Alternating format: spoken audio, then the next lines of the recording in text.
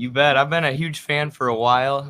Kind of discovered your videos on stream actually, and I was like, wow, this guy's incredibly based with incredibly high production value. And your subscriber count was growing, and our chat informed me that you are in fact very based and basically a Marxist. At the time, basically a Marxist. Now I think you would say you are a Marxist explicitly, with over 1 million subscribers. So I feel like we have a lot to learn from you in terms of presentation and how you've been able to grow so much. So really looking forward to this. So could you tell us a little bit about how you got to the left? And from there, what was the transition towards being a communist like? Yeah, sure. So I think my, political journey, as cheesy as that sounds, it mirrors a lot of what Americans experienced. So for me, it kind of started back in 2016-ish with Bernie, his campaign, when he suddenly, he was saying all these things. Oh, wow, I've never heard that before. That kind of makes sense. Why don't we have, universal health care and all that stuff? Oh, other countries have that. That's cool. Why don't we have that? And that kind of started, going down the rabbit hole like it did for a lot of Americans, where, I learned that, oh, Bernie's not actually a socialist. He's a social democrat. Okay, what's the difference between social democracy and socialism? Things like that. And then I started doing some reading myself about, what socialism is really about. And then I read Lenin. I was like, okay, I get it now. This makes sense. This is for me. And then come 2020 with the botched coronavirus response, in the nation with the most resources to bring to bear to handle this pandemic, we just didn't do it. We just sacrificed 1 million Americans on the altar of capitalism. We had to make the line go up.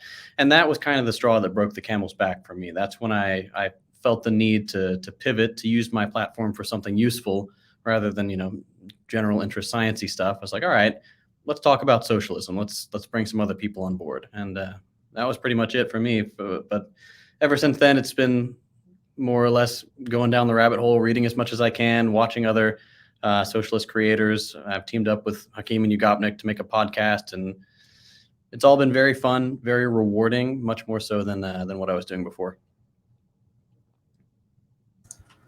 That seems to be a general consensus. We used to talk about Bernie as a sort of Trojan horse, where like you have social democracy, and then inside you have hardcore Marxism, Leninism, and it's the path that I know Eddie and myself took, and a lot of the friends that we grew up with doing socialist activism, they ended up taking a similar path. By the way, I just wanted to say that the name, the deprogramming, the podcast, it's such a good name, because the word that Mao used to use for the similar phenomenon was brainwashing, but it doesn't have the same positive connotation as the Deprogram podcast. So, well, thank you. Yeah, we were pretty pleased when we came up with that one, and that was a unanimous vote for sure. We like it.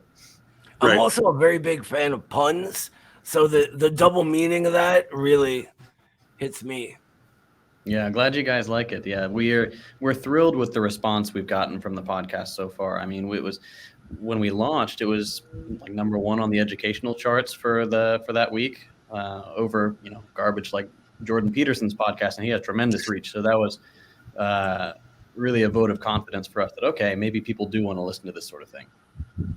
Absolutely. I find that it's, even with algorithmic suppression and a lack of real capital behind us, more and more people every year, and I've been at this a long time, especially in the last couple of years, even more than with Bernie, more and more people are just learning about Marxism. It's really inspiring.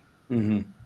Yeah, totally agree. And it's something that I wouldn't have expected even a few years ago, how much it's kind of taken off. And it's really heartening to see that. We just have to make sure that, we do continue to steer it in the right direction. And it doesn't become co-opted like a lot of things have in recent